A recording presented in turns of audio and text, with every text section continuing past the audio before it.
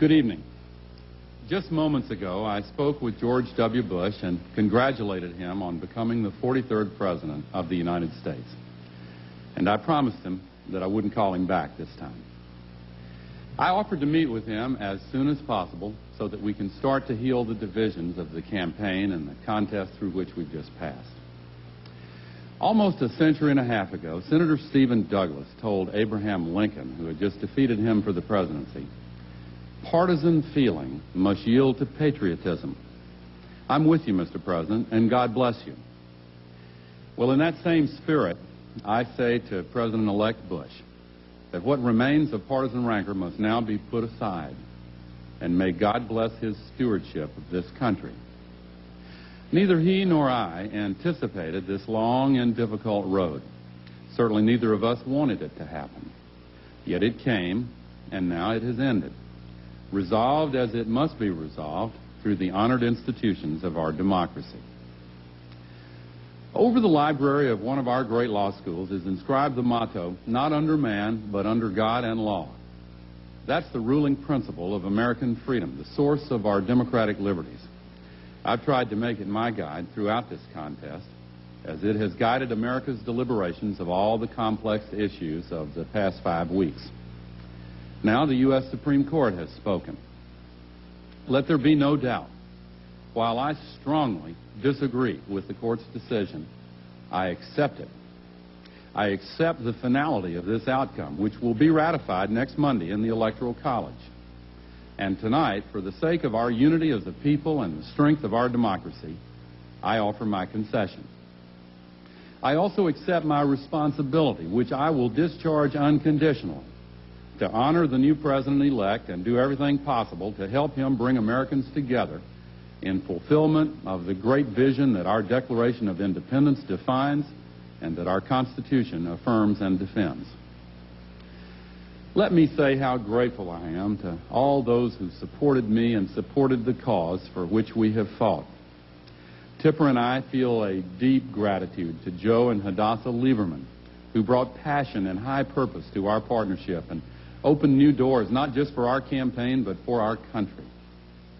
This has been an extraordinary election, but in one of God's unforeseen paths, this belatedly broken impasse can point us all to a new common ground, for its very closeness can serve to remind us that we are one people with a shared history and a shared destiny.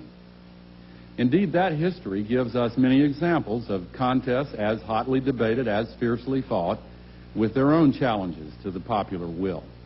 Other disputes have dragged on for weeks before reaching resolution, and each time both the victor and the vanquished have accepted the result peacefully and in a spirit of reconciliation. So let it be with us. I know that many of my supporters are disappointed. I am too. But our disappointment must be overcome by our love of country. And I say to our fellow members of the world community, let no one see this contest as a sign of American weakness. The strength of American democracy is shown most clearly through the difficulties it can overcome. Some have expressed concern that the unusual nature of this election might hamper the next president in the conduct of his office. I do not believe it need be so. President-elect Bush inherits a nation whose citizens will be ready to assist him in the conduct of his large responsibilities.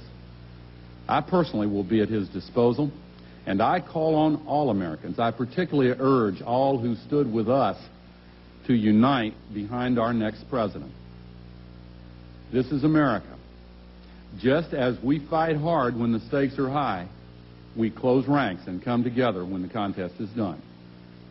And while there will be time enough to debate our continuing differences, now is the time to recognize that that which unites us is greater than that which divides us. While we yet hold and do not yield our opposing beliefs, there is a higher duty than the one we owe to political party. This is America, and we put country before party. We will stand together behind our new president. As for what I'll do next, I don't know the answer to that one yet. Like many of you, I'm looking forward to spending the holidays with family and old friends. I know I'll spend time in Tennessee and mend some fences, literally and figuratively.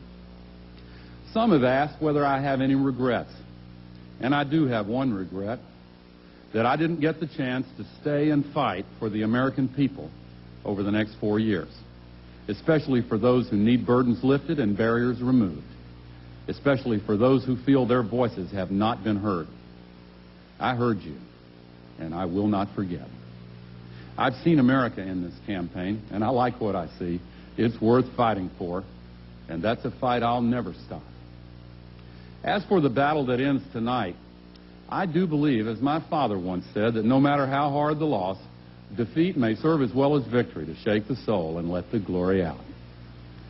So for me, this campaign ends as it began, with the love of Tipper and our family, with faith in God and in the country I have been so proud to serve, from Vietnam to the vice presidency, and with gratitude to our truly tireless campaign staff and volunteers, including all those who worked so hard in Florida for the last 36 days. Now the political struggle is over, and we turn again to the unending struggle for the common good of all Americans and for those multitudes around the world who look to us for leadership in the cause of freedom. In the words of our great hymn, America, America, let us crown thy good with brotherhood from sea to shining sea.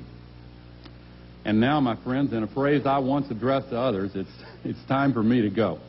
Thank you, and good night, and God bless America. With brevity, Vice President Al Gore describing how he feels, he said, now the United States Supreme Court